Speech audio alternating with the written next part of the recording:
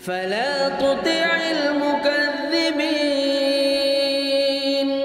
ودوا لو تدهن فيدهنون.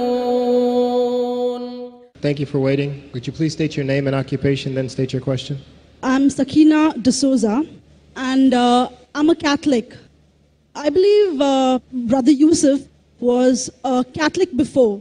I would like to ask him the simple question. He was brought up like a Catholic, but what made him change? Doesn't he believe that the Messiah is true, or did he ever feel that the religion, Catholic religion, has not brought up any Messiah and the Bible is false? I would like to just know what that means, because he said he was a Catholic before and now he has become a Muslim. What made you change? What was that storyline before? Doesn't he believe that there is a Messiah, or the Messiah had come, saved us, died on the cross? Thank you very much for a good question. I hate to disappoint you, but I wasn't a Catholic. But I was with a Catholic priest the night that he accepted Islam. And I asked him these questions you asked me.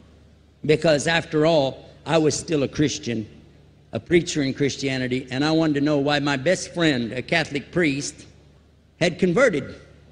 That's a pretty weird thing. A Catholic priest is not like a regular preacher in the Protestant religion. A Catholic priest has given up everything. He's given up his life to be a Catholic priest. When he enters into this realm, he's basically given away everything. He can't have a wife, he can't have children, obviously no grandchildren. He has no home, he just lives in a rectory or wherever they give him a place to stay. And he's sent wherever they tell him to go, do whatever he's told to do, and that's it.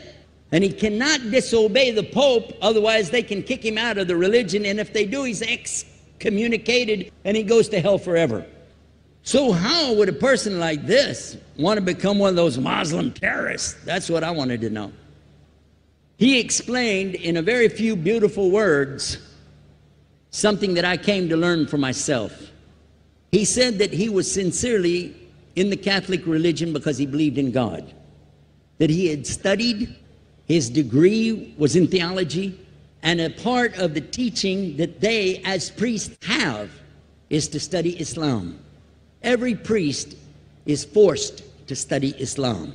Now you may not know that, but you can ask your priest and he'll confirm it.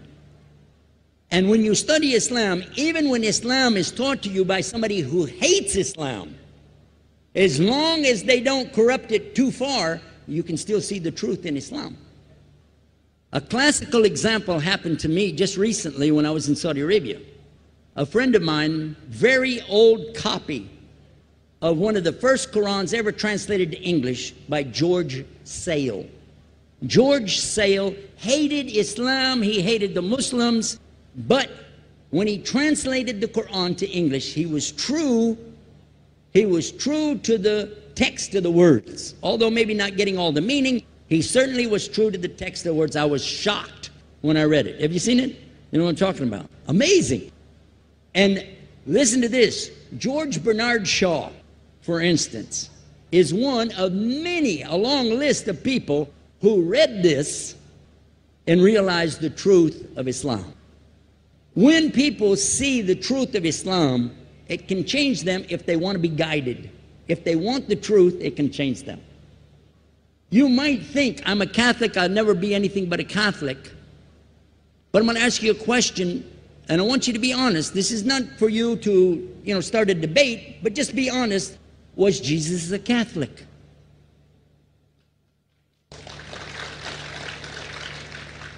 And it's not open to debate, so there's no point in opening that up, because you know and I know he wasn't.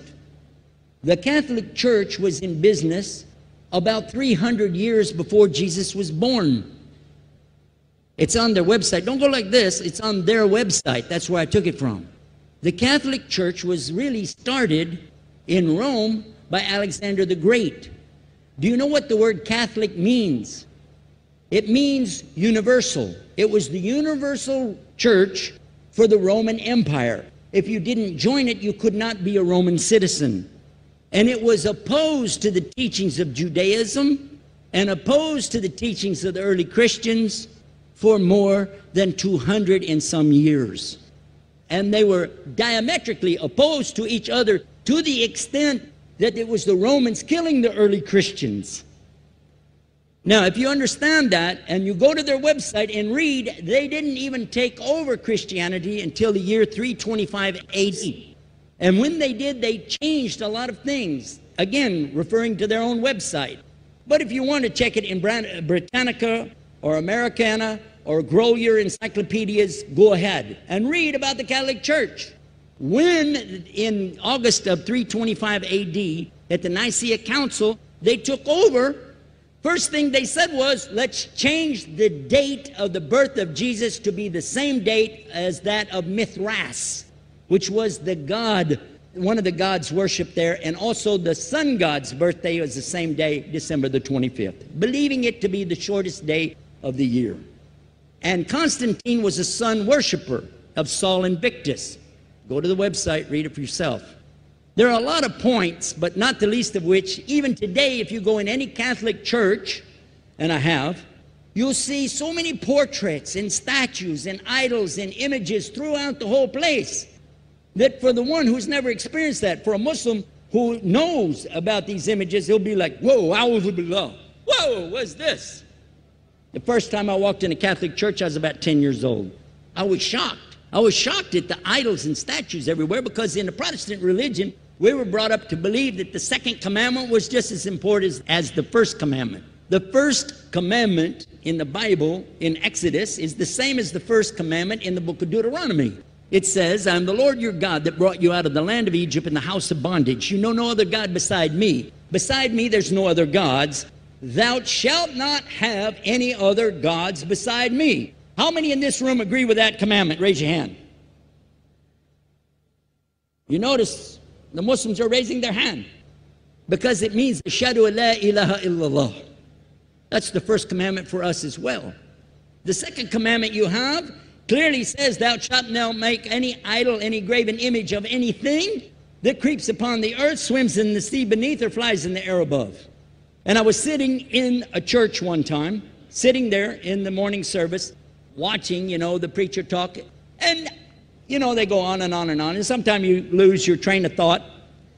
I was looking. Whoa! On the front of the podium, there was a fish. A fish. For the symbol, make you fishers of men. It had a fish. I said, whoa. Then I looked up above his head at the big stained glass window, and it had a dove, and he had the olive branch in his mouth. The dove is flying, the bird, I said, whoa. And then I look over here, and there's a cross with a man hanging on it. And I said, wow, they didn't miss a single one. They got them all. Something walking on the earth, something swimming in the sea beneath, something flying in the air above. So look at these two things. Clearly, the first two of the 10 commandments, bang, bang, boom. Because if you said God is more than one, where did you get it from? When Jesus is talking to his own companions and they ask him, what's the greatest commandment? Mark 12:29. Clear. The greatest commandment is to know, O Israel, the Lord your God is one God. And you have to love him with all your heart and all your mind and all your strength. And this is no different from what Prophet Muhammad ﷺ was saying, the same thing to his people. Same thing I mentioned in the lecture. This is certainly for us the same. So what you see is Muslims practicing the commandments, and you see people claiming the commandments but practicing something else. And I have seen more converts from the Catholic Church than any other of the many sects of Christianity, and especially from the nuns, priests, and even an archbishop. And all of them are better than me. Those guys and women that I see do this, they still sacrifice their whole life to get the true message of Islam, not only to you, but to Muslims as well, because we all need to know about it. But thanks for a great question. فلا تطع المكذبين ودوا لو تدهن فيدهنون